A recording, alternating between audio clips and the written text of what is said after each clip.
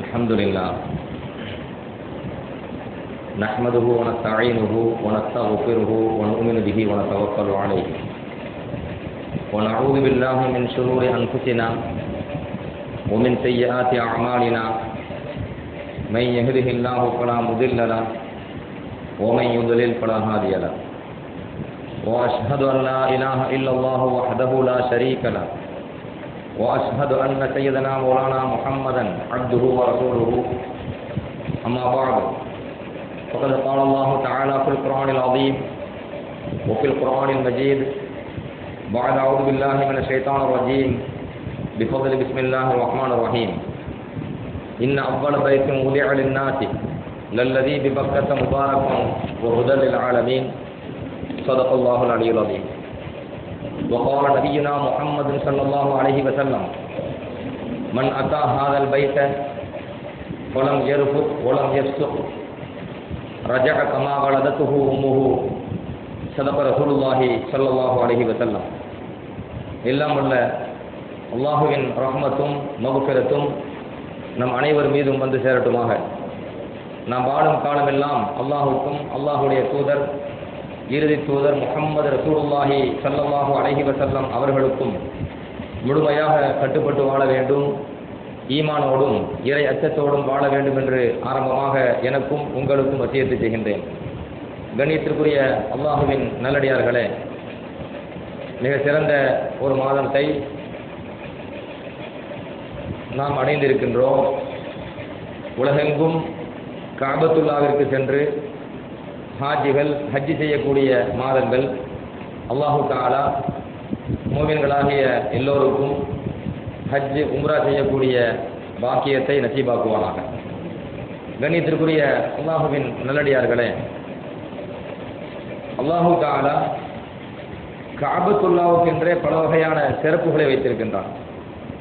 அதில் குர்ஆனிலே கூறப்பட்ட சிறப்புகள் ஏராளம், அதே போன்று ஹதீஸ் ஷரீஃபிலே கூறப்பட்ட சிறப்புகளும் ஏராளம். அல்லாஹு தஆலா குர்ஆனிலே ஒரு வசனத்திலே காபத்துல்லாவின் சிறப்பை பற்றி சொல்கின்ற பொழுது, இன்ன அவ்வள பைத்தும் உலிஅ லின்னாசி லல்லதி பிபக்கத முபாரக்கம் வஹுதல் லில் ஆலமீன் என்கிற இந்த வசனத்திலே ஏறத்தாழ ஒரு 5 வகையான சிறப்புகளை இந்த ஒரே வசனத்திலே அல்லாஹ் குறிப்பிடுகின்றான்.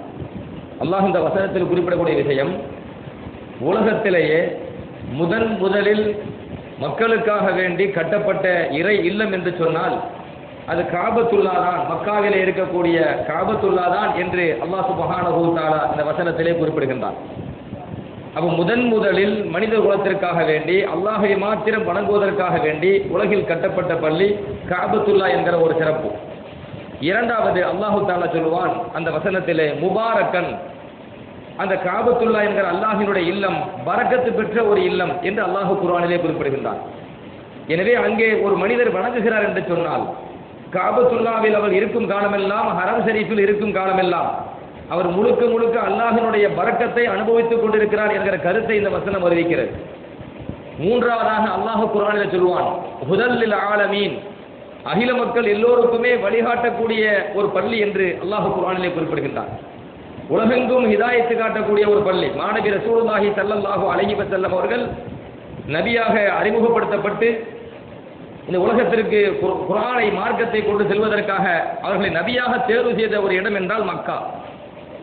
மாநபி ரசூலுல்லாஹி ஸல்லல்லாஹு அலைஹி வஸல்லம் அவர்களுடைய ஷரீஅத் இன்றும் உலகம் முழுவதும் போய் சேர்வதற்கு காரணமாக இருக்கக்கூடிய ஒரு முக்கிய ஸ்தலமாக இருப்பது காபத்துல்லா என்பதை இந்த வசனம் நமக்கு சுட்டி காட்டுகிறது. அடுத்ததாக அல்லாஹ் சொல்வான், ஃபீஹி ஆயாத்தும் பையினாத்தும் மகாம் இப்ராஹீம், அந்த காபாவில் தான் அதிகமான தெளிவான அத்தாட்சிகள் உண்டு, அந்த அத்தாட்சிகளில் ஒன்றுதான் மகாம் இப்ராஹீம் என்று அல்லாஹ் கூறுகின்றான். காபத்துல்லாவிலே ஏராளமான அல்லாஹ்வின் அத்தாட்சிகள் உண்டு. அதில் அல்லாஹ் முக்கியமாக குறிப்பிட்டு சொல்வது மகாம் இப்ராஹீம். இப்ராஹிம் அலைஹிஸ்ஸலாம் அவர்களுடைய மகாம் நின்று காபத்துல்லாவை கட்டிய அந்த இடம் மகாம் இப்ராஹீம் என்று அதற்கு பெயர். அதில் முக்கியமான ஒன்றை அல்லாஹ் கூறுகிறான், இன்றும் கியாமத்து வரையும் அல்லாஹு தஆலா அகில மக்கள் எல்லோருக்கும் ஒரு மிகப்பெரும் அத்தாட்சியாக அந்த மக்காம் இப்ராஹிம் வைத்திருக்கின்றான். அதில் இன்னும் பல அத்தாட்சிகள் உண்டு, அனைத்தையும் அல்லாஹ் இந்த வசனத்தில் பட்டியலிடல. உதாரணத்துக்கு சொல்வதாக இருந்தால் ஹஜ்ருல் அஸ்வத் என்கிற கல், காபத்துல்லாவில் இருக்கக்கூடிய ஹஜ்ருல் அஸ்வத் என்கிற கல், அந்த கல்லை தொடுவது முத்தமிடுவது அதற்கான சிறப்புகள் ஏராளம். அதே போன்று ஜம்சம் நீர் அதை எடுத்துக்கொள்ளலாம். உலக மக்கள் அனைவருக்கும் மிகப்பெரிய ஒரு அத்தாட்சியாக, காபத்துல்லாவை வளைவாக இருக்கக்கூடிய ஹத்தீம் என்கிற அந்த பகுதி அது மிக பெரும் அத்தாட்சி. இவ்வாறு ஏராளமான அத்தாட்சிகள், 40க்கும் மேற்பட்ட அதிகமான அத்தாட்சிகளை குர்ஆன் விரிவுரையாளர்கள் இந்த வசனத்தில் விளக்கத்தில் தருவார்கள். அப்ப அல்லாஹு தஆலா காபத்துல்லாவுக்கு என்று தனிப்பட்ட முறையில் இருக்கின்ற சிறப்புகளில் மிக முக்கிய ஒரு சிறப்பாக ஃபீஹி ஆயாத்தும் பையினாத்தும் மகாம் இப்ராஹிம் என்று அல்லாஹ் சொல்கின்றான். அடுத்து இறைவன் 5வதாக சொல்லுவான், ஒமன் தகலஹு கான ஆமினா, யார் அந்த காபாவிற்குள்ளே ஹரம் ஷரீஃபுக்குள் நுழைந்து விடுகிறாரோ அவர் பாதுகாப்பு பெற்றவராக ஆகிவிடுகிறார். முழுக்க அவர் பாதுகாப்பிற்கு வந்து விடுகிறார். அல்லாஹ்வின் பாதுகாப்பிற்கு அந்த மனிதர் வந்து விடுகிறார் என்கிற கருத்தை அல்லாஹு தஆலா குர்ஆனிலே குறிப்பிடுகின்றார். உலகில் எந்த பள்ளிக்கும் இல்லாத, எந்த இடத்திற்கும் இல்லாத ஒரு முக்கிய சிறப்புகளில் சில விஷயங்களை அல்லாஹ் பட்டியலிடுகின்ற பொழுது காபத்துல்லாவிற்கான சிறப்புகளை இறைவன் சொல்கின்றான். கண்ணியத்திற்குரிய அல்லாஹ்வின் நல்லடியார்களே, காபத்துல்லாவினுடைய சிறப்புகளை அல்லாஹ் இன்னொரு இடத்தில் சொல்கின்ற பொழுது, அந்த முதல் ஆலயமாக இருக்கின்ற பள்ளி, அந்த காபத்துல்லாவை நபிமார்களின் மூலமாக அல்லாஹ் நிர்வகித்திருக்கின்றான். உலகத்திலே மனித குலத்திலே முதலாக இந்த பூமியில் காபாவை எழுப்பியவர்கள் ஆதம் அலைஹிஸ்ஸலாம். வரலாற்று பதிவில் இருக்கின்றது. 5 முறை காபத்துல்லா என்பது அது முறையாக அது கட்டப்பட்டிருக்கின்றது. அதில் முதன்மையாக மனித குலத்தில் கட்டியவர் என்று சொன்னால் அதில் ஆதம் அலைஹிஸ்ஸலாம் என்கிற வரலாற்று தகவலை குர்ஆன் விரிவுரையாக பதிவு செய்வார்கள். அதே போன்று இப்ராஹிம் அலைஹிஸ்ஸலாம் காலகட்டத்தில் அது சிதிலடைந்து இருந்த பொழுது அதை புதுமைப்படுத்தி கட்டுவதற்கு அல்லாஹ் உத்தரவு போட்டது இப்ராஹிம் அலைஹிஸ்ஸலாம், இஸ்மாயில் அலைஹிஸ்ஸலாம். 2 நபிமார்களுக்கு அல்லாஹ் அந்த மிகப்பெரிய பாக்கியத்தை வழங்கினான். அந்த இப்ராஹிம் அலைஹிஸ்ஸலாம் அவர்களுக்கு அல்லாஹ் இன்னொரு உத்தரவை போட்டார். என்ன உத்தரவு? வதஹிர் பைத்திய லித்தாயிஃபீன வல் ஆகிஃப் வல் காயிமீன வர்ருக்கஇ சுஜூத் என்று அல்லாஹ் சொல்வான். எனது இந்த காபத்துல்லாவை, எனது இந்த இல்லத்தை யார் இதை தவாஃப் செய்வதற்காக வருகின்றார்களோ அவர்களுக்காக நீங்கள் தூய்மைப்படுத்த வேண்டும். இந்த காபாவில் யார் நின்று வணங்குகிறார்களோ அவர்களுக்காக இந்த பகுதியை நீங்கள் தூய்மை செய்ய வேண்டும். யார் இந்த காபத்துல்லாவிலே அதிகம் வணங்குகிறாரோ, ருக்கு செய்கிறாரோ, சுஜூது செய்கிறாரோ அவர்களுக்காக இந்த எனது பள்ளி வாசலை, எனது இல்லத்தை நீங்கள் தூய்மைப்படுத்த வேண்டும் என்று அல்லாஹு தஆலா இப்ராஹிம் அலைஹிஸ்ஸலாம் என்கிற அல்லாஹ்வினுடைய கலீலுல்லாஹ் நபியவர்களுக்கு அல்லாஹ் உத்தரவு போடுகின்றான். அதில் உள்ள அழுக்குகளை சுத்தம் செய்வது என்பதும் வரும். அதில் சிறுக்கு கலந்து விடாமல் அந்த காபத்துல்லாவை பாதுகாக்க வேண்டிய பொறுப்பு இப்ராஹிம் அலைஹிஸ்ஸலாமுக்கு வழங்கப்பட்டு சிறுக்கு, குஃபுர் போன்ற ஈமானிய விஷயத்தில் இருந்தும், ஈமான் எதை, இஸ்லாம் எதை கொள்கை ரீதியாக அழுக்கு என்று சொல்கிறதோ அந்த அழுக்கிலிருந்தும் காபாவை பாதுகாக்க வேண்டும். யதார்த்தமாக ஒரு பள்ளி வாயில் என்று சொன்னால் அழுக்குகள் வரலாம்.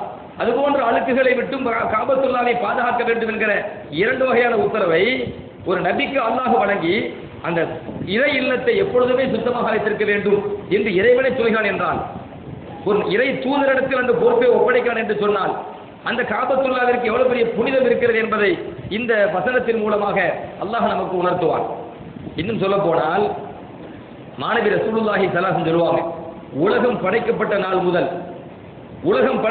நாள் முதல் வானங்களும் பூமியும் படைக்கப்பட்ட நாள் முதல் இந்த உலகத்திலே அல்லாஹு தஆலா காபத்துல்லா இருக்கின்ற அந்த ஊர் மக்கமா நகரத்தை அப்பிருந்தே அல்லாஹ் புனிதப்படுத்திட்டான். ஒவ்வொன்றுக்கும் புனிதம் இடையில் வரலாம். ஆனால் மக்கமா நகரம் என்கிற அந்த மக்காவிற்கு இருக்கக்கூடிய புனிதம், காபாவின் மூலமாக அந்த மக்கமா நகரத்துக்கு கிடைத்த அந்த புனிதம் என்பது அது புதிதாக இடையில் வந்ததல்ல. உலகம் படைக்கப்பட்ட நாளிலிருந்தே அந்த சிறப்பை, அந்த மதிப்பை, அந்த கண்ணியத்தை அல்லாஹ் அந்த ஊருக்கும் அந்த இடத்திற்கும் வழங்கிவிட்டான். மாணவி ரசூலுல்லாஹி ஸல்லல்லாஹு அலைஹி வஸல்லம் சொல்லுவாங்க, ஃபதஹ் மக்கா வெற்றி கொள்ளப்பட்ட நாள், மக்காவை வெற்றி கொண்டு அந்த வெற்றி வகை சூடிய அந்த நாளிலே மாணவி ரசூலுல்லாஹி ஸல்லல்லாஹு அலைஹி வஸல்லம் சொல்றாங்க, இன்ன ஹாதல் பலத ஹர்ரமஹுல்லாஹு யௌம ஹலக ஸமாவாத்தி வல் அர்த். அல்லாஹு தஆலா இந்த புனித ஊரை, இந்த பூமியை, வானங்களையும் பூமியையும் படைத்த நாளிலேயே இதை கண்ணியப்படுத்தி விட்டான். ஏதோ ஒரு 50 வருஷத்துக்கு, 1000 வருஷத்துக்கு முன்னாடி, 2000 வருஷத்துக்கு முன்னாடி தான் அதற்கு புனிதம் வந்தது என்று அல்ல. வானங்களையும் பூமியையும் படைத்த நாளிலிருந்தே அல்லாஹு தஆலா அந்த மக்கமா நகரத்தை புனிதப்படுத்தி விட்டான் என்று சொல்லிவிட்டு ஸல்லல்லாஹு சொல்லுவாங்க, ஃபஹுவ ஹராமுன் பி ஹுர்மத்தில்லாஹி இலா யௌமில் கியாமா. எனவே அல்லாஹ் அந்த நகரத்தை புனிதப்படுத்திய காரணத்தினால் கியாமத் நாள் வரை அந்த நகரம் புனிதமாகவே இருக்கும். அந்த புனிதம் இடையில அழிஞ்சும் போயிடாது. உலகம் படைக்கப்பட்ட நாள் முதல் நாளிலிருந்து அதற்கு புனிதம் கிடைக்கின்றது. கியாமத் நாள் வரை அந்த நகரத்திற்கு புனிதம் இருக்கும், அந்த காபாவிற்கு புனிதம் இருக்கும் என்று பெருமானார் ரசூலுல்லாஹி ஸல்லல்லாஹு அலைஹி வஸல்லம் சொல்லிவிட்டு கூடுதலாக ஒரு விஷயத்தை சொல்றாங்க. எந்த அளவுக்கு அல்லாஹ் அந்த நகரத்தை, அந்த ஹரம் ஷரீஃபை புனிதப்படுத்தி விட்டான் என்றால், ஹரம் ஷரீஃப்ல, மக்கால ஹரம் ஷரீஃப்ல போர் செய்வது ஹராம். நபி ஸல்லல்லாஹு அலைஹி வஸல்லம் சொல்றாங்க, வ இன்னஹு லம் யஹில்லு அல் கிதாலு ஃபீஹி லி அஹதின் கப்லி. எனக்கு முன்பு வாழ்ந்த யாருக்கும் அல்லாஹு தஆலா அந்த நகரத்திலே அந்த ஹரமிலே போர் செய்வதை ஹலாலாக்கவில்லை, ஹலால் கிடையாது. ஸல்லல்லாஹு சொல்றாங்க ஒலம் யஹில்லலி, எனக்கு கூட ஹலால் கிடையாது என்று சொல்லிவிட்டு சொல்வார்கள், இல்லா சாஅத்த மின் நஹார், ஒரே ஒரு நாள் பகல் பொழுது கொஞ்ச நேரம் மட்டும் இந்த புனித நகரத்திலே ஹரமிலே போர் செய்வதை அல்லாஹ் எனக்கு ஹலாலாக்கிறான். அதுவும் கொஞ்ச நேரம் தான். அது எப்போ? மக்கமா வெற்றி கொள்ளப்பட்ட போர் இருக்குதே, ஃபத்ஹ் மக்காவுக்காக போருக்கு போனாங்களே, அது பகல் நேரத்தில் கொஞ்ச நேரம் நடைபெற்றது. அந்த பகல் நேரத்திலே கொஞ்சம் நேரம் நடைபெற்ற அந்த போர் மட்டும்தான் அல்லாஹ் எனக்கு ஹலாலாக்கி இருக்கிறான். மற்ற நாள் இங்க போர் செய்யறதும் ஹலால் கிடையாது. எனக்கு கூட அல்லாஹ் ஹலாலாக்குனது கொஞ்ச நேரம் தான், ரொம்ப நேரம் கிடையாது என்று பெருமானார் ஸல்லல்லாஹு அலைஹி வஸல்லம் சொல்லிவிட்டு சொல்வார்கள், இனிமேல் கியாமத் நாள் வரைக்கும் அந்த ஹரம் ஷரீஃப் மக்கமா நகரம் இருக்கிறதே ஹரம் ஷரீஃப், அங்க ஹரம் ஷரீஃப்ல அல்லாஹ் அதனுடைய புனிதத்தை பாதுகாத்துக் கொண்டே இருப்பான். ஃபஹுவ ஹராமுன் பிஹுர்மத்தில்லாஹ் இலா யௌமில் கியாமா, கியாமத் நாளைக்கு அதோட புனிதம் இருக்கும். சொல்லிட்டு நபி ஸல்லல்லாஹு அலைஹி வஸல்லம் கூடுதல் தகவல் சொல்றாங்க, எந்த அளவுக்கு அதோட புனிதம் பாதுகாக்கப்படணும் அப்படின்னு சொன்னா, அந்த ஹரமிலே உள்ள முற்கள் கூட அகற்றப்படக்கூடாது. அந்த முற்களுக்கு கூட ஒரு சிறப்பு, அங்கே முனைந்த காரணத்தினால் அந்த ஹரமிலே உள்ள முற்கள் அகற்றப்படக்கூடாது. ஒலா யுன்பரு செய்துஹு, ஹரமுக்கு உள்ளே வந்த வேட்டை பிராணிகள் விரட்டப்படக்கூடாது. ஹரமிலே முளையக்கூடிய புற்பூண்டுகள் பறிக்கப்படக்கூடாது என்று பெருமானார் ஸல்லல்லாஹு அலைஹி வஸல்லம் அவர்கள் சட்டம் இயற்றும் அளவுக்கு அதற்கான புனிதம் அந்த இடத்திற்கு மாத்திரமல்ல, அந்த இடத்தில் உள்ள அனைத்துக்கும் அந்த புனிதம் உண்டு. அந்த இடத்தில் உள்ள அனைத்துக்கும் அந்த பாதுகாப்பு உண்டு, அழிவிலிருந்து பாதுகாப்பு. அல்லாஹ் குர்ஆன்ல சொல்றானே, ஒமன் தகலஹு கான ஆமினா, உள்ள யார் போனாலும் பாதுகாப்பு. ஹரமுக்குள்ள யார் போனாலும் பாதுகாப்பு என்பதை ஸல்லல்லாஹு எந்த அளவுக்கு விரிவா விளக்கம் தர்றாங்கன்னு சொன்னா, மரம் செடி கொடிக்கு கூட அந்த பாதுகாப்பு உண்டுங்கிறாங்க ரசூலுல்லாஹி ஸல்லல்லாஹு அலைஹி வஸல்லம். அந்த அளவுக்கு அவருடைய புனிதத்தை பேணி பாதுகாக்க வேண்டும் என்ற செய்தி புகாரி முஸ்லிமிலே பதிவு செய்யப்பட்டிருக்கிறது. கண்ணியத்திற்குரிய அல்லாஹ்வின் நல்லடியார்களே, நாம் எல்லோரும் கேள்விப்பட்ட மிக பிரபலியமான சம்பவம், நபி ஸல்லல்லாஹு அலைஹி வஸல்லம் பிறக்கிறதுக்கு முன்னால காபத்துல்லாவை இடிப்பதற்காகவே அபர்ஹா என்ற மன்னர் யானை படையோடு வந்தாரா இல்லையா? ஒரு மன்னர் யானை படையோடு வந்தாரு. அல்லாஹ் அந்த குர்ஆன்ல சொல்றான், ஒரு சூரத்துல் ஃபீல் என்கிற அந்த அத்தியாயத்தில் அல்லாஹ் குர்ஆன்ல சொல்றான், அந்த ஆள் தாம் பகுதியில் என்ன பண்ணாரு, ஒரு ஆலயத்தை கட்டுறாரு.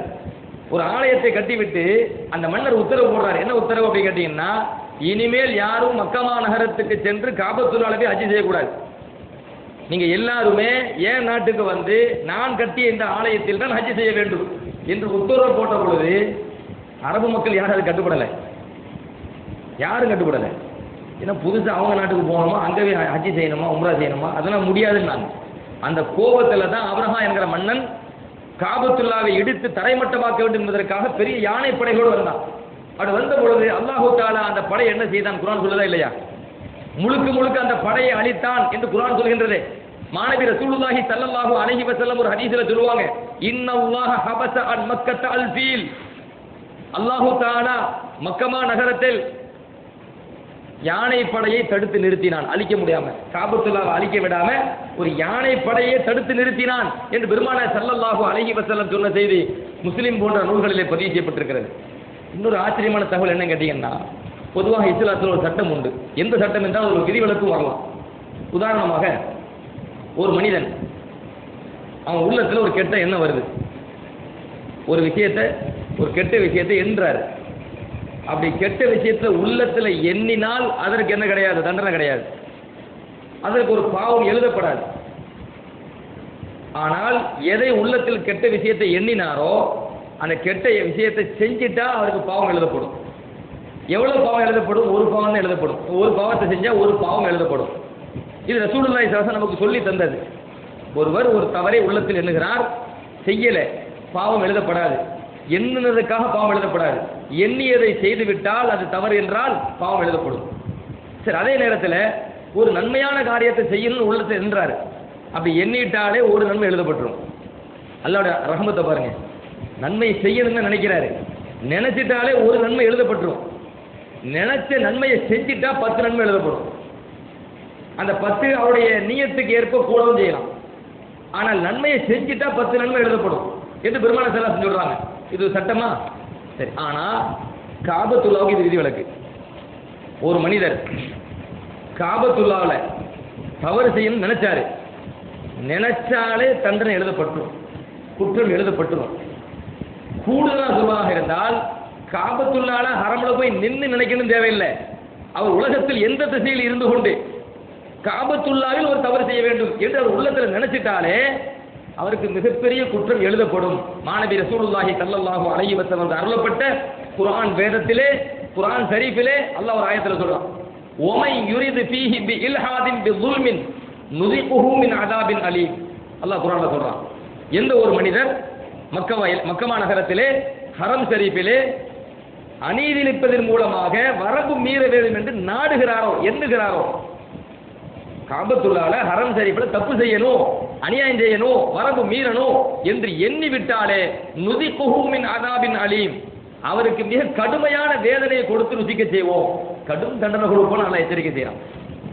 இது ஒரு வசனமா குர்ஆன்ல உள்ள வசனம். சூரத்துல் ஹஜ்ஜில 22வது அத்தியாயம் 25வது வசனத்துல அல்லாஹ் இதை குறிப்பிடுறான்.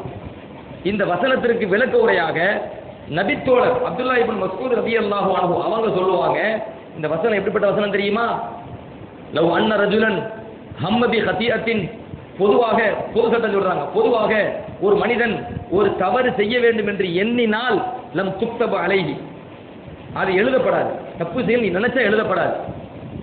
மாலம் யாமல்ஹா, அதை செய்யாத வர செஞ்சுட்டா எழுதப்பட்டுரும் சொல்லிட்டு சொல்றாங்க. ஆனால் உளவு அன்ன ரஜுலன் ஹம்ம பி கத்ல் ரஜுலின் பி மக்கா, ஒரு மனிதன் மக்கமா நகரத்தில் வைத்து ஒரு ஆளை கொல்லணும்னு நினைக்கிறார், கொல்லணும்னு நினைச்சார், பாவத்துக்கு உதாரணம் சொல்றாங்க. நிறைய பாவங்கள் இருக்குமா இல்லையா, அதுக்கு ஒரு உதாரணம். மக்கமா நகரத்தில் வைத்து கொலை செய்ய வேண்டும் என்று ஒரு மனிதர் நினைத்தார். அவர் இந்த உலகத்தில் எந்த ஊர்ல இருந்தாலும் சரி, மக்கால இருந்து என்னன்னு தேவையில்லை, அவர் இந்த உலகத்தில் எந்த ஊர்ல இருந்தாலும் சரி, ஒவ்வொரு பலதின் ஆகர், அவர் மக்கால இல்லாம வேற ஊர்ல இருந்து கொண்டு இந்த மாதிரி எண்ணுகிறார் என்றால் அதாக்கஹுல்லாஹு மின் அஸாபின் அலீம், அப்பொழுதும் அல்லாஹ் அவரை தண்டிப்பான், கடுமையான வேதனை கொடுத்து தண்டிப்பான். யார் சொல்றாங்க? அப்துல்லா இப்னு மஸ்ஊத் ரலியல்லாஹு அன்ஹு, நபியினுடைய தோழர். இந்த குர்ஆனுக்கு விளக்கம் தராங்க. உலகத்துல மற்ற இடத்துல ஒரு மனிதர் ஒரு தவறு செய்வதாக நினைச்சா நினைச்சதுக்கு தண்டனை இல்லை, நினைச்சதுக்கு பாவம் எழுதப்படாது. ஆனால் காபத்துள்ளால ஒரு தப்பு செய்யணும், ஹரமுல ஒரு தப்பு செய்யணும் என்று உலகத்தில் எந்த மூலையில் இருந்து கொண்டு நினைத்தாலும் நினைத்தவருக்கு என்ன உண்டு? அதற்கான குற்றம் உண்டு, பாவச்சுமை உண்டு, அல்லாஹின் புறத்திலிருந்து கடுமையான வேதனையும் அதாபும் உண்டு என்று அல்லாஹ் குர்ஆன்ல சட்டம் இயற்றுகிறான் என்று சொன்னால் அந்த இடத்துக்கு எவ்வளவு மரியாதை அல்லாஹ் கொடுக்க பாருங்க.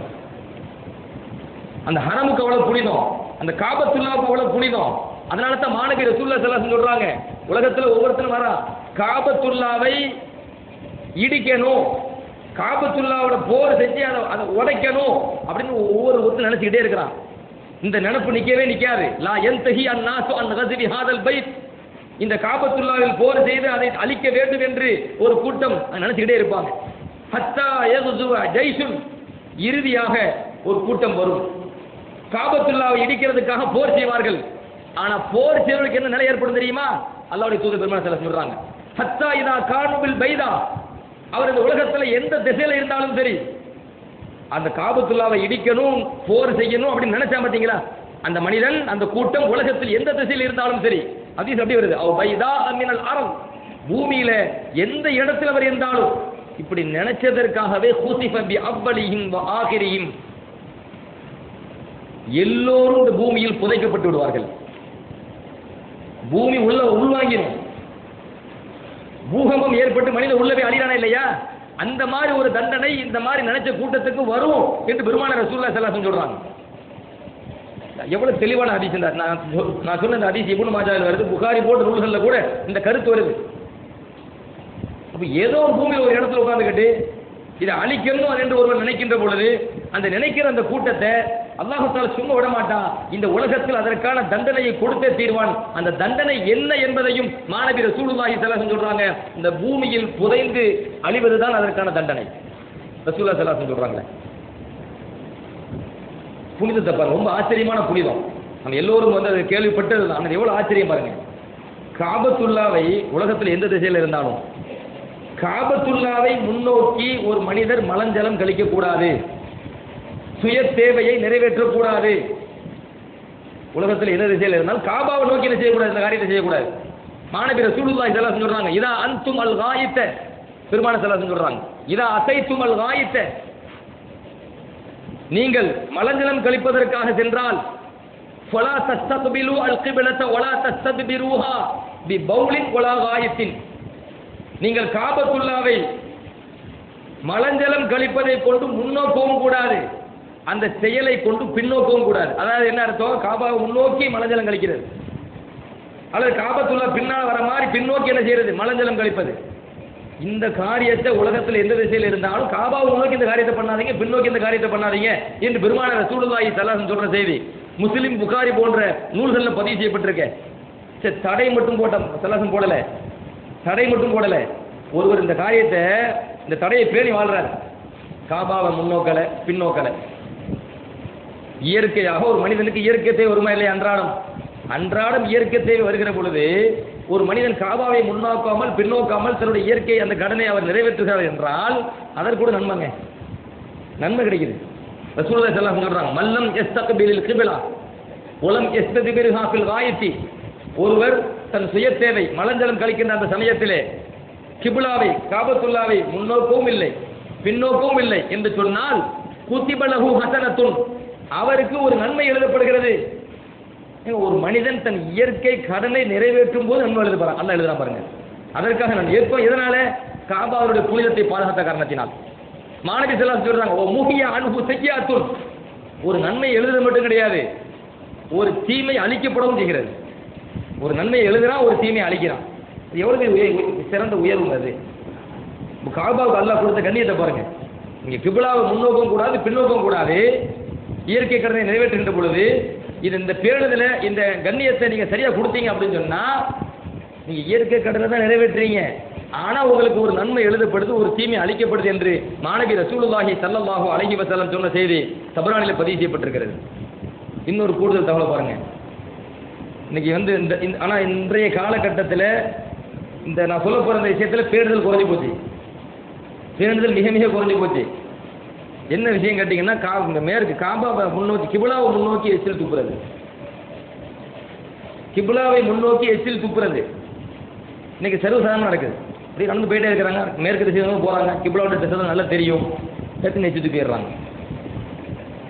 ஸல்லல்லாஹு அலைஹி வஸல்லம் அதை கூட தடுக்கிறாங்க. காபாவுடைய புனிதத்தை பேண வேண்டும். உலகத்தில் எங்கே இருந்தாலும் சரி, நமக்கு அதுக்கு எவ்வளவு தூரம், அவ்வளவு தூரம் இருந்தாலும் அந்த காபாவினுடைய புனிதத்தை பேண வேண்டும் என்பதற்காக மாணவி ஸல்லல்லாஹு சொல்றாங்க, மன் தஃபல துஜாஹுல் கிப்லா, எந்த ஒரு மனிதர் கிப்லாவினுடைய திசையை நோக்கி துப்புகிறாரோ, ஜாஅ யௌமல் கியாமா வ தஃபலத்துஹு பைன ஐனைஹி, அவர் கியாமத்தினால வருவார் அல்லாஹ்ட்ட. எப்படி வருவார் தெரியுமா? அவருடைய ரெண்டு கண்ணுக்கு மத்தியில், அதாவது நெத்தியில அவர் துப்பி அந்த எச்சில் எல்லாம் நெத்தியில இருக்கும். அவர் எத்தனை முறை துப்பி இருப்பாரு, அத்தனை முறை உள்ள அத்தனை எச்சிலும் சேர்ந்து நெத்தியில இருக்கிற மாதிரி அவர் வராதுனீங்கன்னு அந்த கோலம் எவ்வளவு அசிங்கம். நம்ம சாதாரணமா சின்ன சின்ன அசிங்கங்கள் முகத்துல இருக்கிறத விரும்ப மாட்டோம். கண்ணாடி 10 தடவை பார்த்து அதை சரி செஞ்சுட்டு முகத்தை கழுவிட்டு தொடச்சிட்டு அதுக்கப்புறம் வெளியில வர மக்கள் முகம் முழுக்க எச்சிலா இருக்குது. அந்த எச்சிலோடு அவர் என்ன செய்கிறாரு? அல்லாஹ்வுடைய சபைக்கு அவர் வருவாருன்னு சொன்னா மக்கள் மஹ்ஷர் மைதானம் தானே, கோடான கோடி மக்கள் நிற்பாங்களே, அந்த இடத்துல இந்த கோலத்தை நினைச்சு பாருங்க எவ்வளவு அசிங்கமா இருக்குது. இதை ஏன் ரசூல் எச்சரிக்கை செய்யறாங்க? நான் சொல்றது ஹதீஸ் இப்னு குஸைமாவில் பதிவு செய்யப்பட்டிருக்கிறது, அபூதாவூதில் பதிவு செய்யப்பட்டிருக்கின்றது, ஆதாரபூர்வமான ஹதீஸை பதிவு செய்யறேன். அவர் நெத்தியில அந்த மாதிரி எச்சில் இருக்கும், அந்த எச்சில் இருக்கிற நிலையில தான் அவர் வருவார்.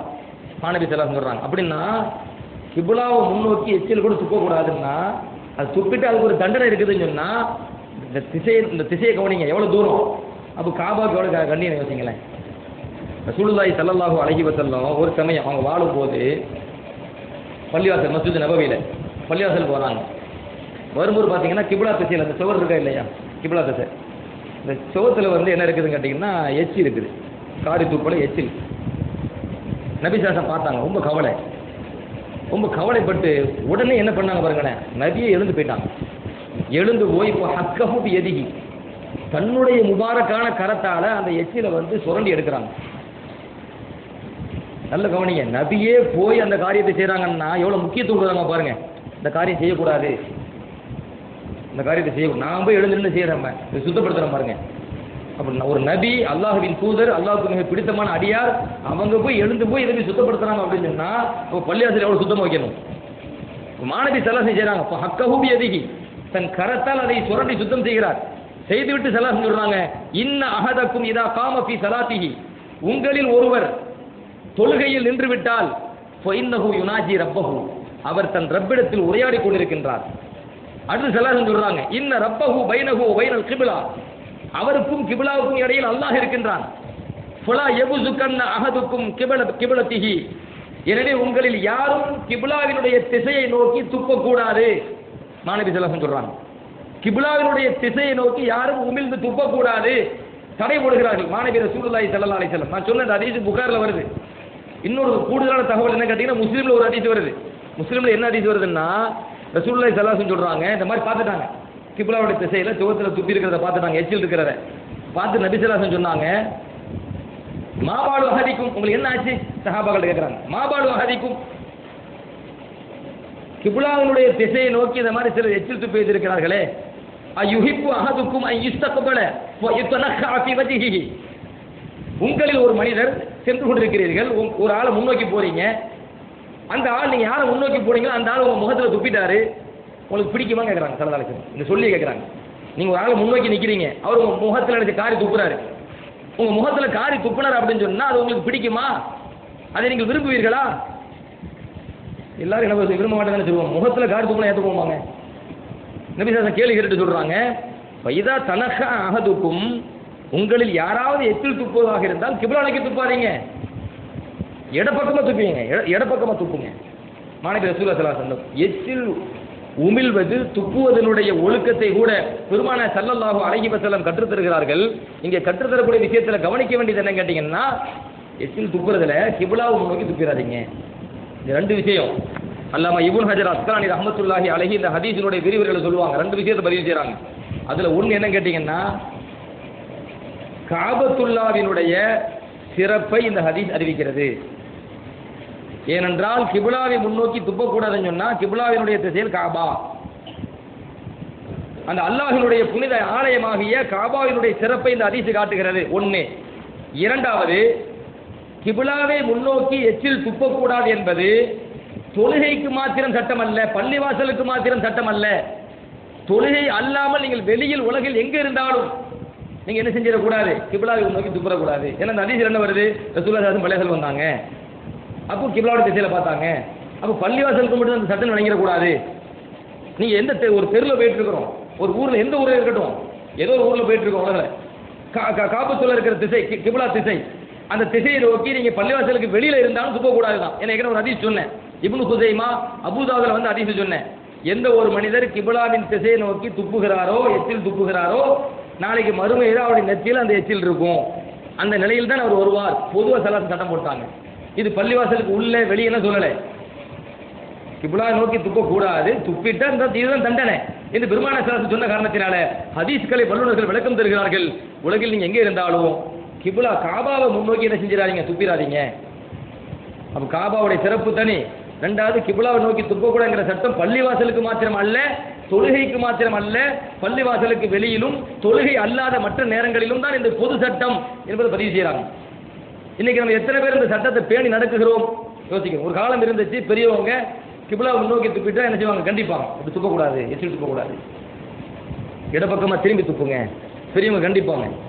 இன்னைக்கு எப்படி மாறி போச்சு அப்படின்னு சொன்னா, அப்படி ஒரு இருக்குதா மார்க்கத்தில் இருக்கான்னு ஒரு சுன்னத்து இருக்குதான்னு தெரியாமலேயே, பெருமானார் ஸல்லல்லாஹு அலைஹி வஸல்லம் இப்படி எல்லாம் உத்தரவு போட்டிருக்காங்களா என்பது தெரியாமலேயே, அப்படி செஞ்சுட்டு அதனுடைய விளைவு என்ன என்பது தெரியாமலேயே இந்த தவறு சர்வசாதாரணமாக நம்ம இடத்துல நடக்கும் அளவுக்கு இது நடக்குதுன்னா ரொம்ப நம்ம கவனமாக இருக்கணும், எச்சரிக்கையாக இருக்கணும். இன்னொன்று சொல்கிறேன் கேளுங்க, நம்ம அல்லாஹ் வந்து நம்ம எப்படி துவா கேட்டால் நல்லா ஏற்றுக்க போகிறோம், முறையாக ஒழுக்கமாக பணிவாக அல்லாட்ட துவா கேட்டால் ஏற்றுக்க போகிறோம். ஆனால் துவா கேட்கும்போது கூட அதன் ஒழுக்கம் என்ன தெரியுமா, நபி ஸல்லல்லாஹு அலைஹி வஸல்லம் என்ன கற்றுறாங்க தெரியுமா, கிப்லாவை முன்னோக்கி துவா கேட்கணும். இது நபி கற்று வந்த பாடம். நீ குர்ஆன்ல இப்ராஹிம் அலைஹிஸ்ஸலாமுடைய வரலாறு இருக்கு. இப்ராஹிம் அலைஹிஸ்ஸலாம் வந்து அல்லாஹ் தஆலா என்ன பண்ணா, ஹாஜர் அலைஹிஸ்ஸலாம், இஸ்மாயில் அலைஹிஸ்ஸலாம், சின்ன கை குழந்தை, அவங்க பால்குடி தாய், இந்த ரெண்டு பேர் மக்கமா நகரத்தில் அப்போ கட்டடம் கிடையாது, எந்த மரம் செடி கூட கிடையாது, வெறும் காடு, பொட்டல் காடு. அங்கே கொண்டு விட்டுட்டு போக சொல்லிட்டான் அல்லாஹ். இப்ராஹிம் அலைஹிஸ்ஸலாம் அவங்க என்ன செஞ்சாங்க, தங்கள் மனைவி ஹாஜர் அலைஹிஸ்ஸலாம் அவர்களை, பால்குடி குழந்தை இஸ்மாயில் அலைஹிஸ்ஸலாம் அவங்களை வெறும் பொட்டல் காடு விட்டுட்டு போனாங்களா?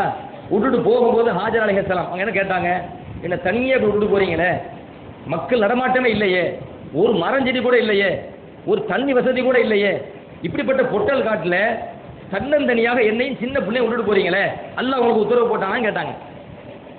இப்ராஹிம் அலைஹிஸ்ஸலாம் யோசிச்சு பாருங்க, அந்த நிலையை யோசிச்சு பாருங்க. ஆமா, அல்லாஹ் தான் உத்தரவு போட்டான் சொன்னாங்க, திரும்பி கூட பார்க்காம சொன்னாங்க, அப்படியே போறாங்க. அந்த மனநிலை யோசிச்சு பாருங்க.